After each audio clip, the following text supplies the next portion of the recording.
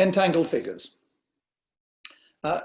In almost all accounts of ancient Greek sculpture, which have been written since the arrival of the Parthenon marbles in London, these great works, directed, if not carved, by Phidias, have represented the summit of excellence. They have come to define a classical style. And in any history of the reception and reputation of antique art, this was a decisive moment. But in my second lecture last week, I noted how the impact on practicing sculptors of the pedimental group then believed to represent the fates was delayed by over half a century. And instead, it was the high relief of the combat groups in the metodes, which seemed at first to have had made most impression on British artists, and especially painters. Charles Eastlake, later to become president of the Royal Academy, also keeper and then first director of the National Gallery, was among the young artists who were drawing from the Parthenon sculpture in the yard of Lord Elgin's house in Park Lane in 1809. Later in Rome, where he had established a considerable reputation for painting of landscape, for paintings of brigands and pilgrims, Eastlake was commissioned to attempt something more heroic. His painting of the Spartan hero Isidas, rushing into battle unclothed and repelling the astonished Theban soldiers who mistook him for a god, was exhibited to great acclaim, first in Rome, and then in 1827 at the Royal Academy in London. It can now be seen at Chatsworth. The setting, or rather staging, is reminiscent of Poussin.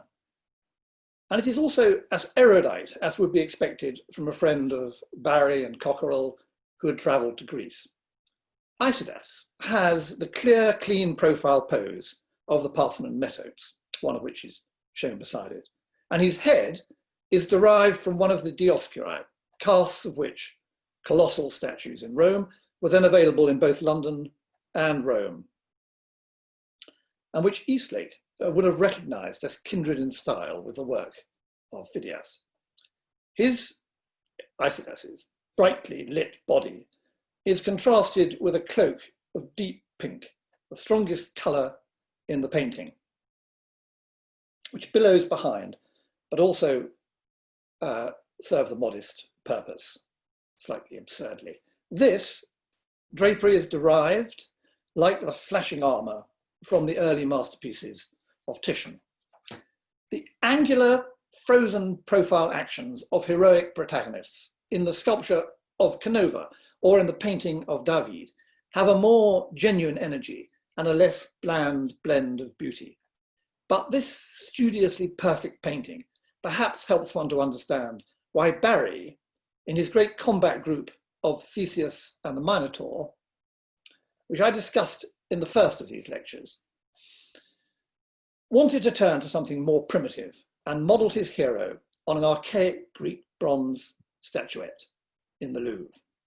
We know, or at least we can sensibly conjecture, what antiquities Eastlake or Barry could have seen, but it is far more difficult to be sure what was available to Pollaiolo or to Raphael, or even to Bernini.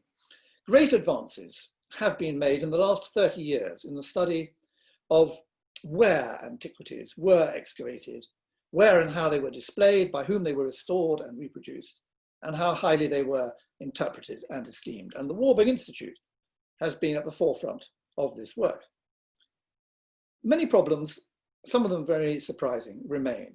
For example, a version of the sleeping hermaphrodite was known in Florence in the 15th century, when it belonged to the great sculptor Lorenzo Ghiberti, and it certainly influenced Botticelli. It wasn't the version now in the Louvre, which you see on the right of the screen, for which Bernini supplied the mattress, and which was later reproduced by beautiful small bronzes, such as the one on the left. And it seems not to have been any of the other 9 versions now known. An inventory of Ghiberti's collection, made in about 1459, the earliest surviving inventory of its kind, was recently discovered by Doris Carl in the legal papers relating to a quarrel among the sculptor's descendants, and published in the Burlington magazine in April last year. It included, the inventory included, an Historia Antica di Marmo, detto il lecto di Policleto, an ancient narrative picture in marble known as the bed of Polykleitos. The subject was uncertain, thought by some to be Venus leaving the bed of Vulcan, and by others to be Psyche uncovering the sleeping Cupid. But it took its name from one of the most eminent of ancient Greek sculptors, listed by Pliny the Elder.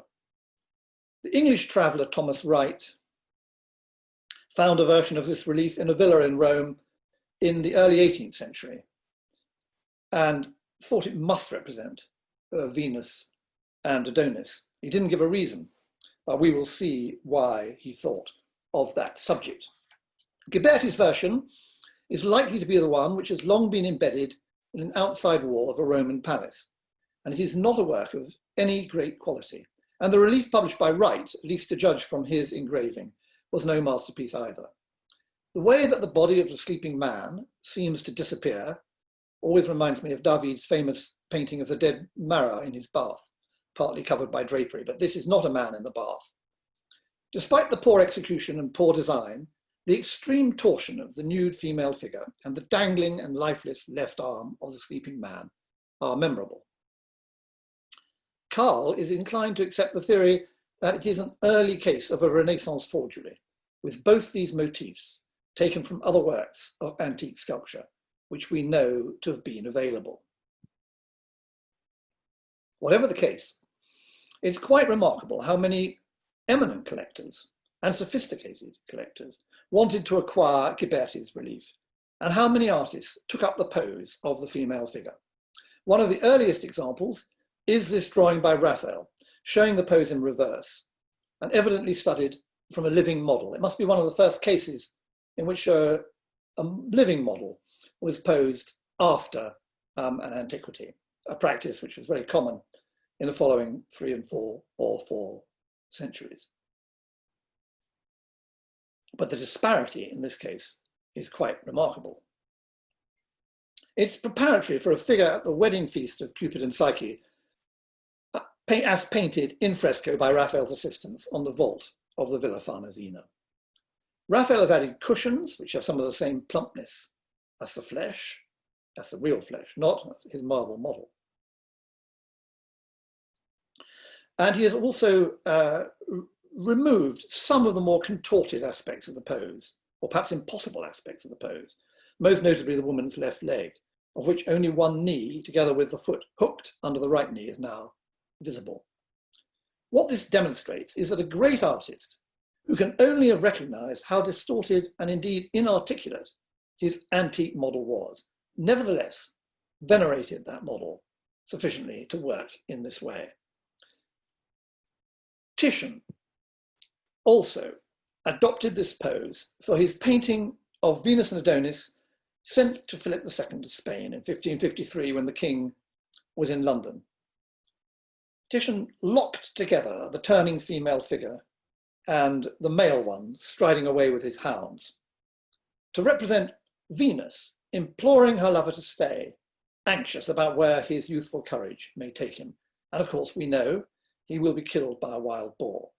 It's a very dramatic idea. The unbalanced and twisted body of Venus, from which Adonis will slip away, her heated and desperate face, upon which Adonis looks down fondly, but with no intention of relenting. And it provided an opportunity for the painting of female flesh, which greatly delighted Titian's contemporaries. The pressure on her buttocks was especially admired. But there are problems with this composition.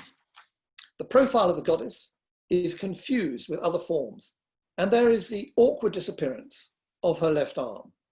It always looks as if it was based upon a relief. There are more than a dozen versions of this painting, which all look as if they came from the artist's studio. Adonis changes costume, sometimes even sports a hat. Cupid in the background awakens, the size of the figures alters, and more importantly, so does their relationship to the size of the canvas. Some striking light effects are introduced, but in no case are the problems I have mentioned solved. Moreover, we are never sure how large a part Titian played in the execution of these works, and I do not believe that he painted all of the canvas in the Prado, which has generally been regarded as the best.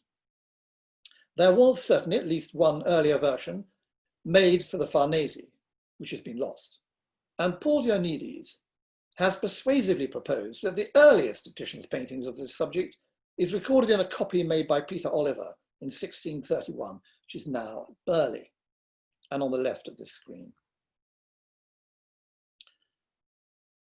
In this, Adonis shows more solicitude for his lover. Ioannidis calls it the tender group. It may have been made for the Duke of Ferrara, 20 years earlier, that is, than the painting Titian sent to London, and made for the same patron for whom he painted his Bacchus and Ariadne, of which I show you a detail on the right. Now, Ariadne has a twisting pose, which is entirely three-dimensional, a pose which Titian devised only with much difficulty. Venus, to judge from Oliver's copy, does not, but perhaps Titian or his patron wanted to retain a recollection of this antique relief.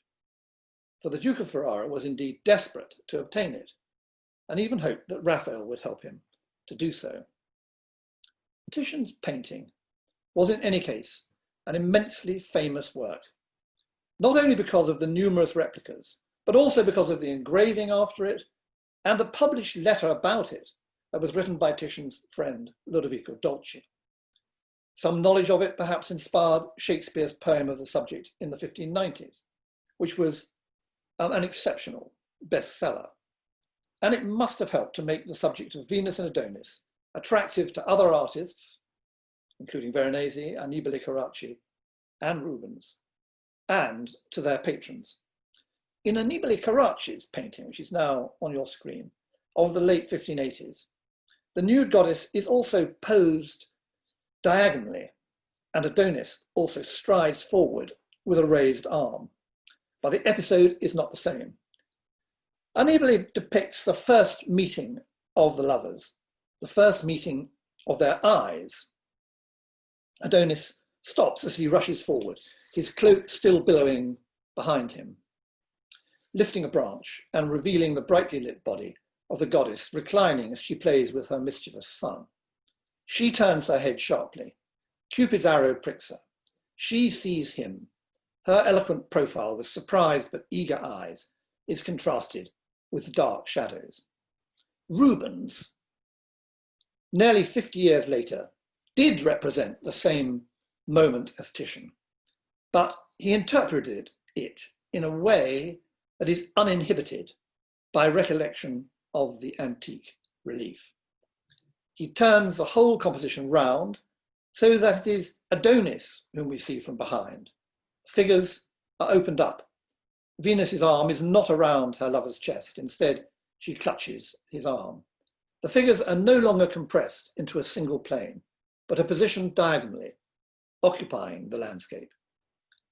There is more distance on the left, and there are some muscular intertwined trees on the right. Rubens also finds a minor comic role for Cupid, who pulls at the young hunter's leg, which almost subverts, but somehow deepens the tragedy. The subject of Venus and Adonis remain popular. Many paintings which are pleasing, and a few which are even moving, were made at a later date. None, however, matches the painting by Rubens.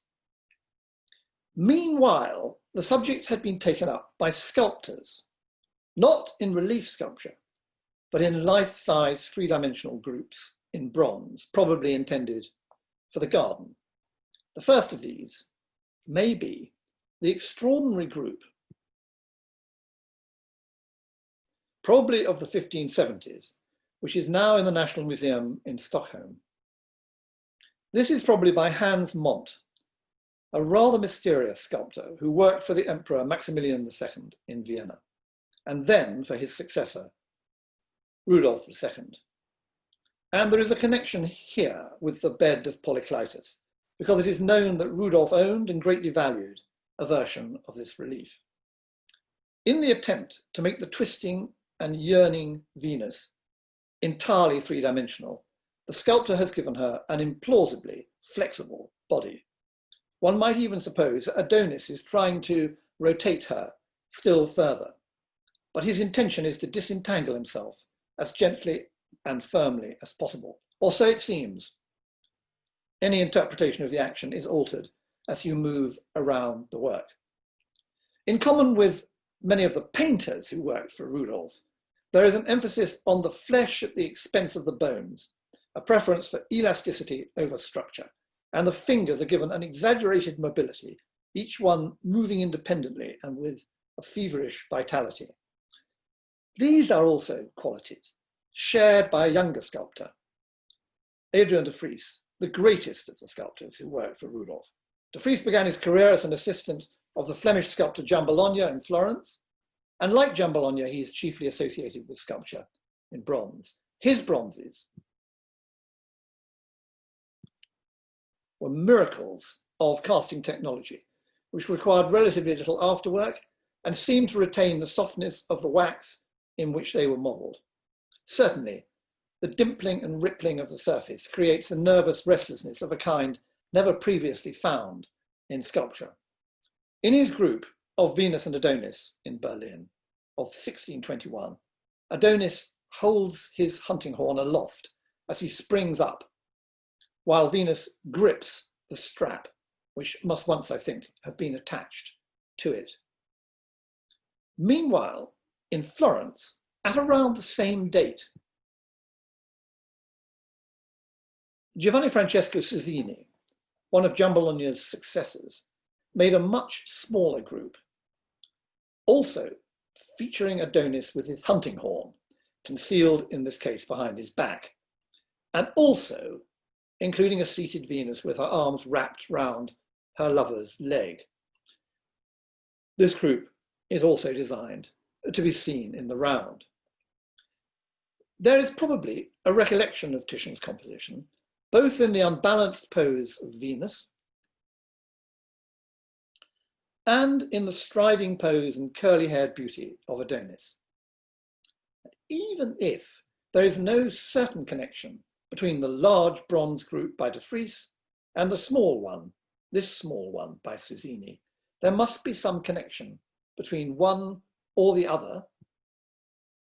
Now on the screen now you see the de Vries in the middle, which is large, and the smaller bronze by Cizzini in two views to left and right. There must be some connection between one of these and the marble group of Cupid and Psyche, made in 1787, more than 150 years later, by the great Swedish sculptor Johann Tobias Sergel, now in the National Museum in Stockholm.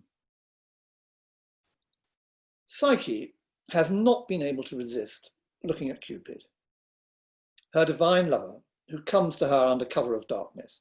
Cupid, awakened by a drop of hot oil from her lamp, which has toppled to the ground by her right knee, you can just see it.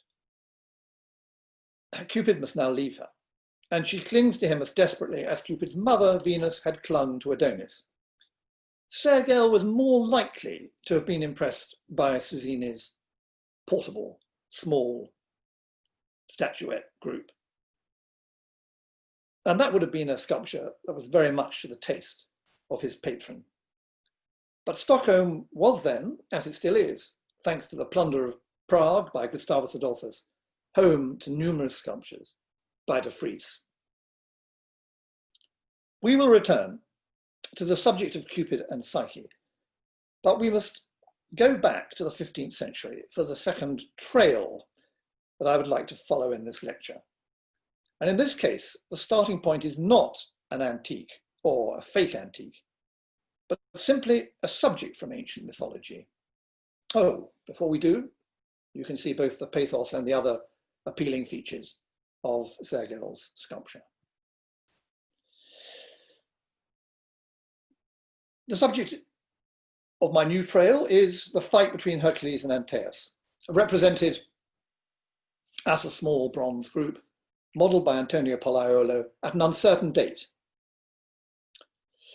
Some assign it as early as the 1460s. I am inclined to give it a later date. It was first recorded in 1492 in the possession of the Medici.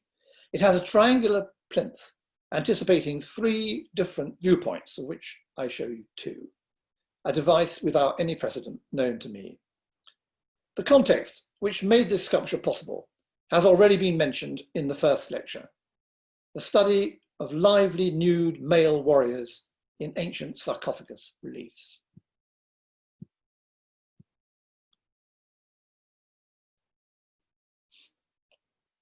I'm showing you a drawing by Filippino Lippi, the battle relief by Bertoldo, especially for the central figure in this detail, and a drawing by Michelangelo.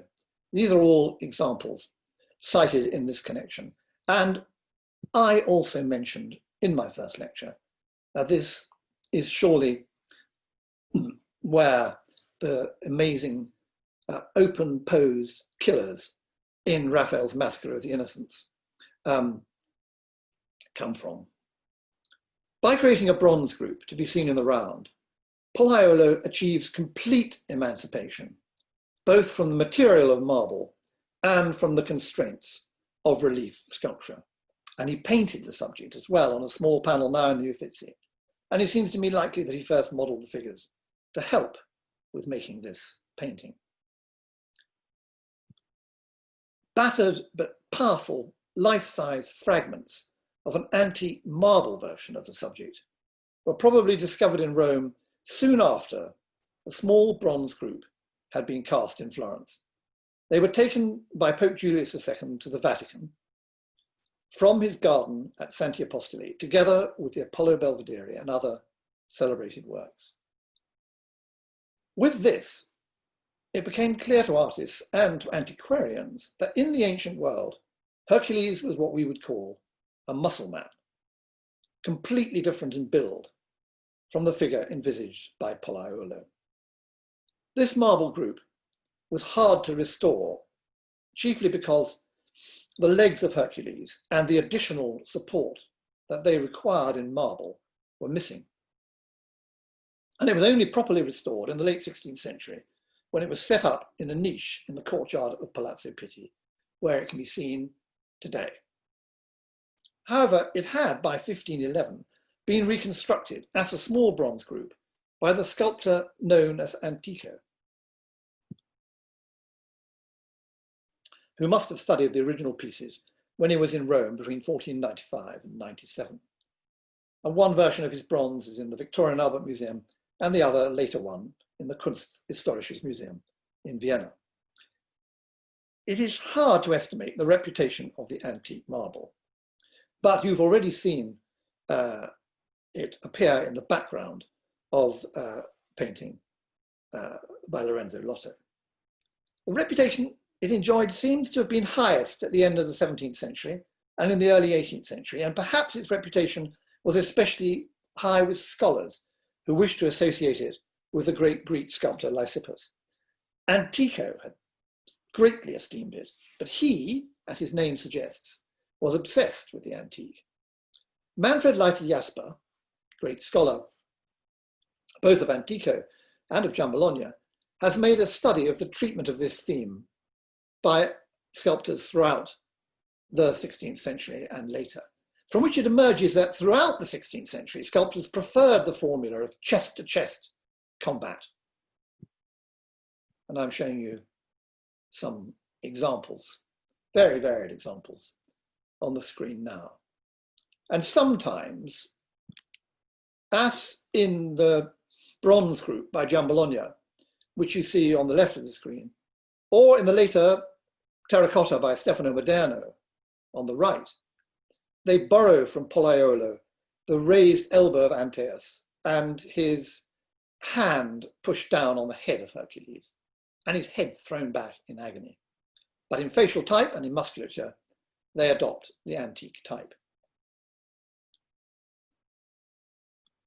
Guercino painted his fresco of Hercules and Antaeus on the ceiling of Palazzo Sampieri in Bologna on his return to Emilia from Rome in 1631. Two preparatory drawings for the composition survive, and the one on the left is certainly the earlier, because although the artist has already thought of having the left arm raised. His legs are completely differently arranged, with one of them actually hooked round that of Hercules. The posture of Hercules is also quite different. The other drawing is closer to the eventual solution, not just in the legs of Antaeus, but also in the foreshortening. Guercino has made more allowances for the viewer's position, looking up at them. When he made these studies, he must certainly have already known that he was going to paint this, not only on a ceiling, but within a curiously shaped compartment. The plaster frame has a continuous contour of double curves or ogives with cusps at the four corners. And in the final painting, Guercino was careful to relate not only the legs, but the upper limbs to these corners, stretching Antaeus's left arm towards one, making his right elbow angled towards the other. Hercules wears a lion headdress with the pelt flying out behind him to provide a dark foil for his brightly lit left leg and the left side of his torso. Some sort of scarf, improbable as a garment but invaluable as a device for the artist, covers the genitalia of both men and then blows out behind Antaeus like a snake writhing in agony, a further index of its owner's suffering. These are, of course, a painter's additions. But we are reminded that when Guercino had been in Rome in the 1620s, the dominant artistic personality was already that of the great sculptor Gian Lorenzo Bernini. And these drawings by him, showed you on the right and left of the screen. One of them a study for his sculpture of Pluto and Persephone, and the other for a fountain of a muscular sea god squeezing a dolphin. These drawings are revealing when seen alongside the painting, especially in the latter case, with the strong contrasts of light and shade, and the contribution to the composition, which is made by the twisting tail of a dolphin. In the last decade of the 17th century, Giovanni Francesco Foggini, who more than anyone else was responsible for introducing the style of Bernini to Florence, made a preliminary sketch of Hercules with Antaeus as a possible subject for a small bronze group. And on the same sheet, he sketched out new ideas for men in a similar pose, carrying off women with outspread arms, such as later he was indeed to model, as you see on the extreme right of the screen. In the latter, at least, he was also recalling the Florentine work of Gian Bologna, created over 100 years earlier. And I'm showing you in the middle, the Gian Bologna's two-figure bronze group of a rape of a Sabine. Sculptures of this type were also popular in France, both for small bronzes and for large garden sculptures, later also in Germany, in Austria, and in the Veneto. What may be termed the balletic enlèvement, or the airy abduction in sculpture, would make an interesting study. But it should not be so easy for Hercules to lift Antaeus. It should be a huge effort. And I want to conclude my exploration of heroic wrestling with an example from the 19th century, even though it features not Hercules and Antaeus, but Jacob and the angel in the Old Testament. This is the commission, part of the commission to decorate the Chapelle des Anges in the Parisian church of Saint-Sulpice, given to Delacroix in 1850. It provided him with an opportunity to paint one heroic narrative, the expulsion of Heliodorus from the temple, in a monumental and somewhat exotic architectural setting, opposite another, that of Jacob wrestling with the angel, in a richly wooded landscape. These great murals, completed in 1861, when the artist was already a sick man, are, as he had hoped, his greatest achievement, for which so many of his earlier paintings now seem to be rehearsals, some featuring both the grand staircase with a billowing curtain and others the spreading branches of an oak forest. Although the escapades of satyrs had long been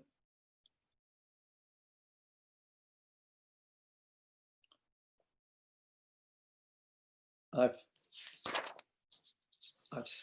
missed a page in my printout, and I'll have to improvise.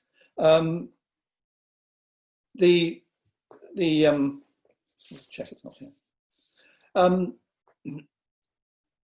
I mentioned, of course, last week the magnificent use of drapery in the first of these paintings, and now I'm moving on to the second, which has some aspects in common with a very great painting by Titian, The Death of Peter Martyr.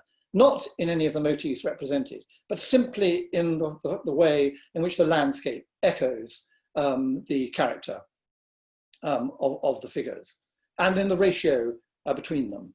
And you can see that there is a stream winding down from a tortured tree on the left of the painting. You can see that in the detail on the left of the screen. And on the right, you can see a winding path, which is continued, although it goes back into space, which is continued in the tree behind it. And both of these lines echo the poses of the two figures struggling beneath this canopy of trees. And also there is, of course, this extraordinarily lively still life, which seems to take up some of the same movements. And there is in this, this group a moving, violently moving lion pelt, which was a feature, of course, of some of the sculptures we've seen of Hercules. In fact, the forms of the landscape frame these figures in much the same way as the plaster frame for the great fresco that Guercino has painted in Bologna. But I'm not suggesting that there is any direct connection between these two figures. I have to go back a bit. So, take it back a bit. I want now, I would just conclude by saying that this heroic representation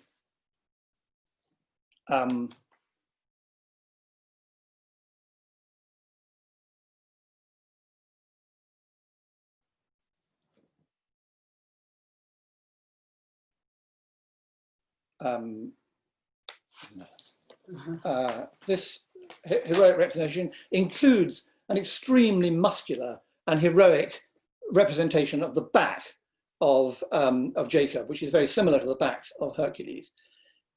This is an extremely sculptural thing, but I don't think that it derives, in Delacroix's case, from the direct study of any work of ancient sculpture. I want now to move to back to the 17th century and to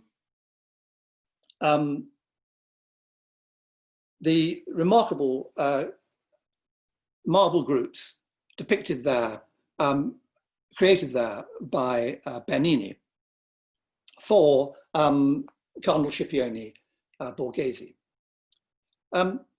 These, of course, will all be familiar to you.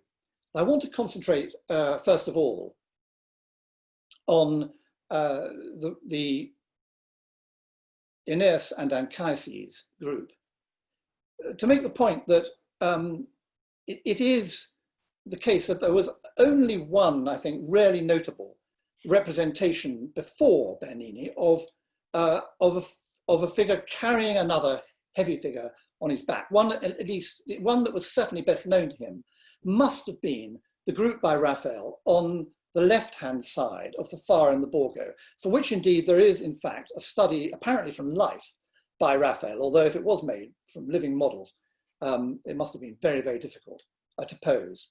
But as soon as we compare this with what Bernini has created in marble, we see that, of course, he had to create something far more heroic. It's true that Raphael may have had half in mind the escape from Troy, but that was not what he was depicting. And of course, for Bernini, it must have been quite clear it was something fundamentally unheroic to have a figure of an old man carried piggyback. So he has created and a completely implausible when you think about it, but not implausible when you actually look at it, group showing Aeneas carrying his father. And of course, he's careful to include the fact that his father is also carrying the household gods. It is certainly the case that Bernini here adapts the figure of his hero, Aeneas, from the now least loved sculpture by Michelangelo, the risen Christ in Santa Maria Sopra Minerva. This would certainly have been recognized by anyone with an expert knowledge of art at that time. Whether Bernini intends Aeneas to be some sort of Christ figure is a different matter. Turning to his next great invention, to his next great group, the Pluto and Persephone, it is clear that Bernini could have taken the pose of Pluto from several very well-known antique sculptures, the most important of which was a Hercules, another figure of the striding Hercules, as has been proposed by Seymour Howard. But I do not think that it is so close that it is equivalent to this citation of Michelangelo's Risen Christ. His starting point is generally supposed to have been the great balletic three-figure group of the Rape of the Sabines by Giambologna in marble in Florence, or that same small bronze two-figure version of the same group by Giambologna, which he may well have known. But to me, it is an anti-balletic form of sculpture. And if it is related to the great creations of Giambologna, it has more in common with other groups, especially if you see them in detail by Giambologna, in the strain between the two figures and in the upturned head of the victim, and even in the character of the bearded head of Pluto himself. I'm showing you, in fact, a detail of Giambologna's Hercules and Antaeus, and a detail of his Nessus and Deianira. But I want to remind you that of one of the most mysterious, in many ways, observations that we know that Bernini made of ancient sculpture, which was that he intensely admired the battered and eroded Pasquino group, which is still to be seen in the middle of Rome, and which was famous for a long time for the poems pasted on it and beside it. It reminds one that he could be inspired by the fragmentary character of antique sculpture. And I want to now suggest that it is possible that Bernini was familiar with, in some fragmentary form, with this group, now known to archaeologists as the Dresden hermaphrodite group, which I show you in it's extraordinary relief in the sense that it is completely two-sided and seems often to have been exhibited in pairs. This is one photograph of it. If you want to see more how dramatic it is, I show you another taken from a slightly different angle and in very different light. This sculpture, which is known in numerous examples, I think there are over 30 surviving antique versions, many of them only fragmentary, which was identified as possibly a sculpture mentioned by Pliny as by the son of Praxiteles, but that is really most unlikely. But it was associated with that sculpture because that was a famous sculpture for the way in which the finger impressed the flesh. And that is a feature of this remarkable group. This is a version of it I'm showing you now, another version which shows that, I think, most clearly. And in fact, it's said to have been a symplegma in which was famous for the way that the flesh was impressed. And even though that may not, or does not actually apply to this rather later Hellenistic creation, it nevertheless is very significant that this passage existed in Pliny.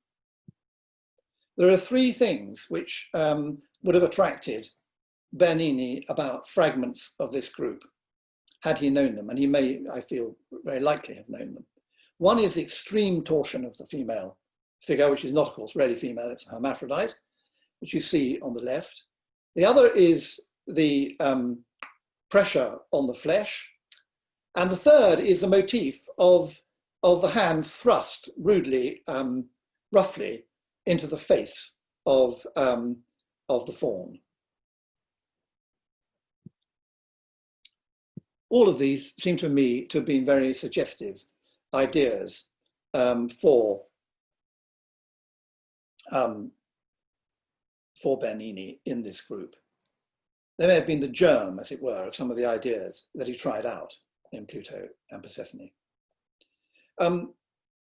You will remember that I've made the point that the opposition between classical ideals and certain types, certain tendencies in modern art, as outlined by Bellori, imply, for example, in his life of Caravaggio, that there was a complete contrast between antique sculpture and the models that you could find in the modern streets of Rome.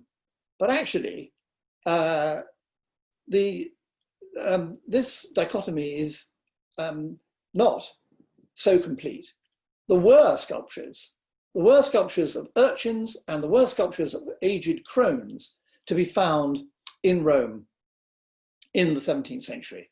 This sculpture, which I'm showing you on the screen now, which is in the British Museum, which was acquired by Townley in Rome in the 18th century, was said to have been acquired in the time of Urban VIII, and very likely, therefore, was available in Rome in the 17th century. And it depicts an urchin quarreling with another urchin over a game of knuckle bones.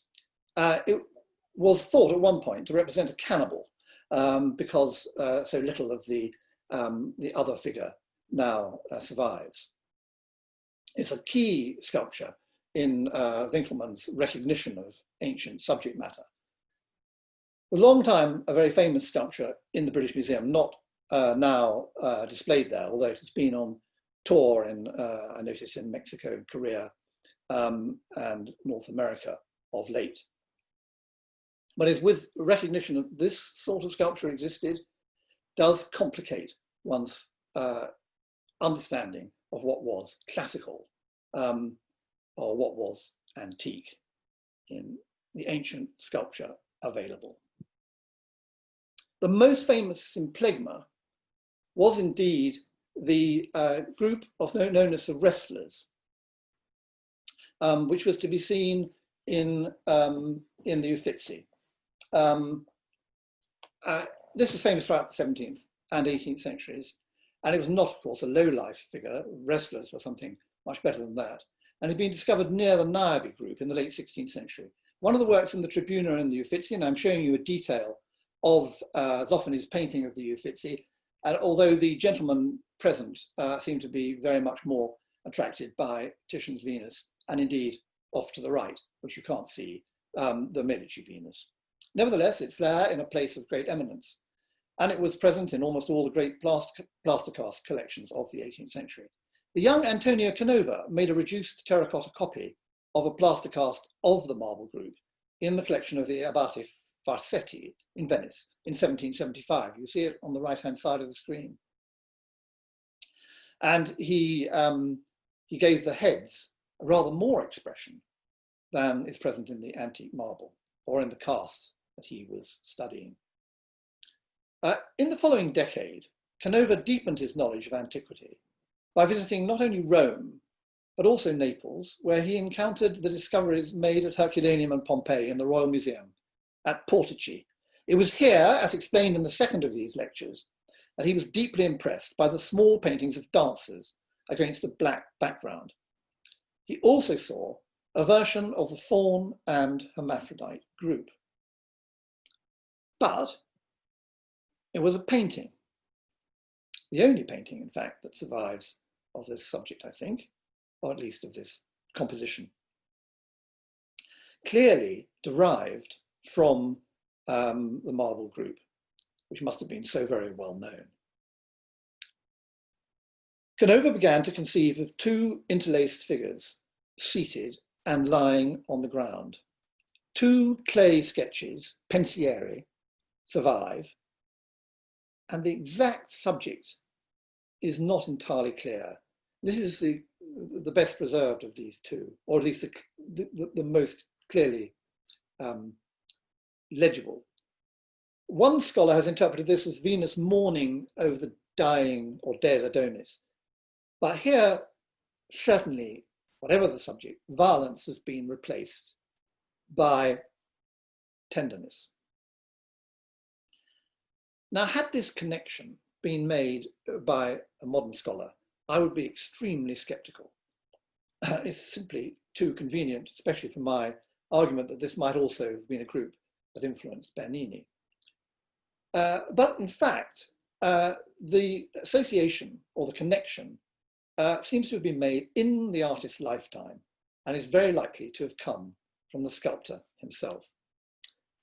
Canova then worked up a beautiful life-size composition in clay, which he had cast in plaster, and it is to be seen today in the Gypsoteca, attached to the artist's house at Posagno. The woman, leaning on the side and looking up languorously at her lover, places a crown upon his head. It was said to represent Venus crowning Adonis. The meaning of this action is not clear, but it somehow gives the sculpture a symbolic rather than a narrative character, which I think Canova was extremely interested in at this date.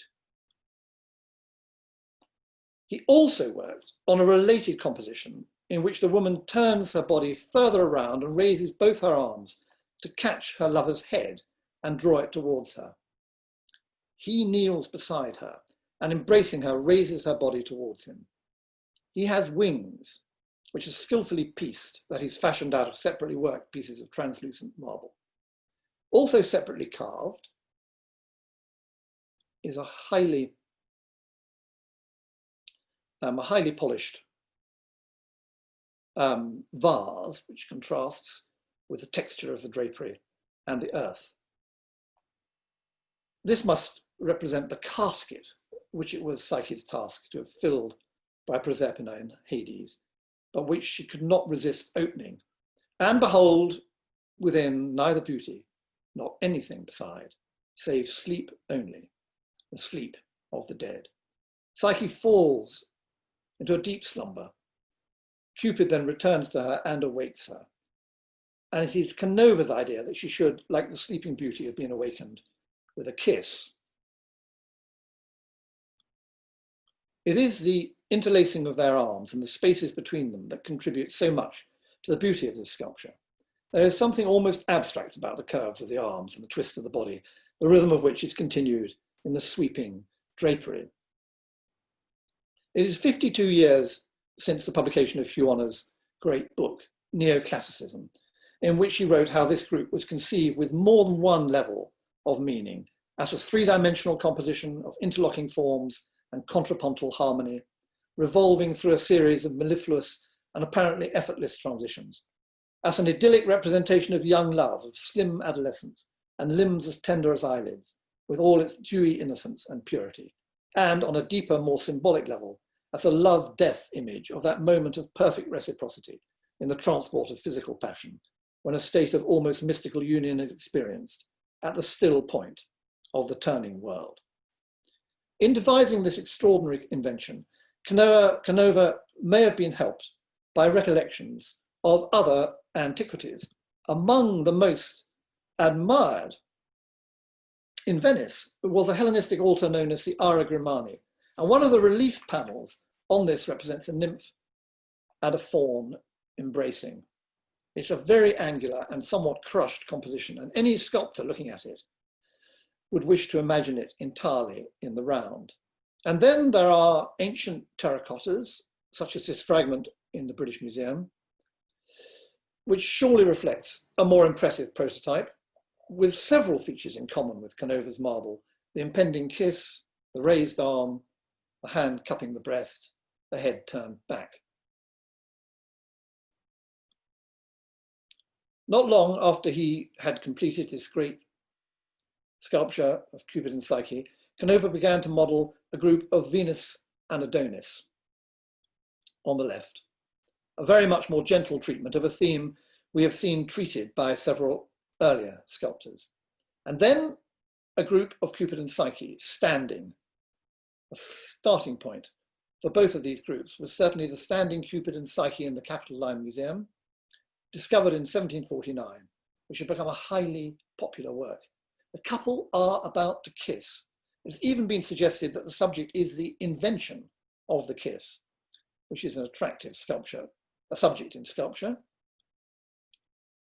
as can be seen from the beautiful Maternal Love by Edward Hodges Bailey, of which there are versions in the Victorian Albert Museum and in the Fitzwilliam Museum. I'm showing you the latter because it's particularly skillful in the minute space into which I think one of our new banknotes would easily slip between the lips of the child and the cheek of the mother. The disadvantage in the case of the standing figures is that the faces of the lovers are concealed from us. Canova wanted the tender expression of both figures to be visible as they look at the butterfly, emblem of the soul, but also suggestive of the fugitive nature of love. And in these it works also in the Venus and Adonis. Great attention is paid to the way one figure makes contact with another, in the contact of fingers beautifully undercut on one shoulder and with the cheek placed on the other shoulder of Psyche. Equivalent, if you like, to the kiss in other respects. From these groups, it is a small step to the marble three graces, carved first for the Empress Josephine and then for the Duke of Bedford. The surviving marble versions of this last subject in an antique sculpture, the surviving ancient marble examples, one of the best was acquired by the Metropolitan Museum a decade ago, that's on the left, and another, which Canova would certainly have known, was in the Borghese collection and is now in the Louvre. You see it on the right. Both of these show three figures arranged on a very narrow plinth. The group is actually a sort of ajouré, or cut out and double-sided high relief. So in that respect, it resembles the otherwise very different Dresden symplegma. Canova devised something much less like a line of figures. And we can see from his preliminary ideas in both drawings and in clay that he did not open the group up as much as Tarellini had done in his beautiful ceramic tabletop group, which you see on the left here, nor did he follow Rubens, who allowed the figures to break out of their line into a jubilant dance, because he wished to bind the figures together by the interchange of tender expression, as well as elegant winding lines. The antique composition perhaps originated as a painting, or more likely, as a relief. It is known in numerous bronze mirror backs, and Doris Carl, in the article I have cited, was able to demonstrate that Ghiberti owned one of the most beautiful of these, which is the example now in the Metropolitan Museum, which you see on the left. And in his inventory, it is identified as tre dei, cioè tre femmine antiche. It must have served as a model for the reverse of the medal by Niccolò Fiorentino of Giovanna Tornabuoni, which you see on the right of the screen. And on this small scale, the compact symmetry of the group and its very unnaturalistic character have an emblematic, even an heraldic quality. Raphael's early painting on what was originally the reverse of his allegorical dream of a knight is not very much larger than the reverse of a medal or an antique mirror back. But his starting point seems to have been the clumsy marble group in the Piccolomini Chapel in Siena Cathedral. He avoids three sharp profiles, varies the positions of the legs, creates beautiful shapes out of the negative spaces, humanizing the composition, whilst retaining something of this emblematic character. It seems right, at the conclusion of these lectures on the avatars of antiquity, to be reminded that it was not only the fine examples of ancient art, but indifferent, even poor replicas that enabled ancient ideas to waken to a new life after 1,500 years of sleep. The history of European art has now largely been severed from the history of ancient Greek and Roman art. The division should be regretted for many reasons, some of which will, I hope, have been suggested by these lectures. The themes that I have traced in all these lectures have also emphasized the constant interchange between sculpture and painting, an interchange which has been underestimated by historians of what is now called our classical past, and underestimated by historians of what is now called the early modern period. Thank you very much.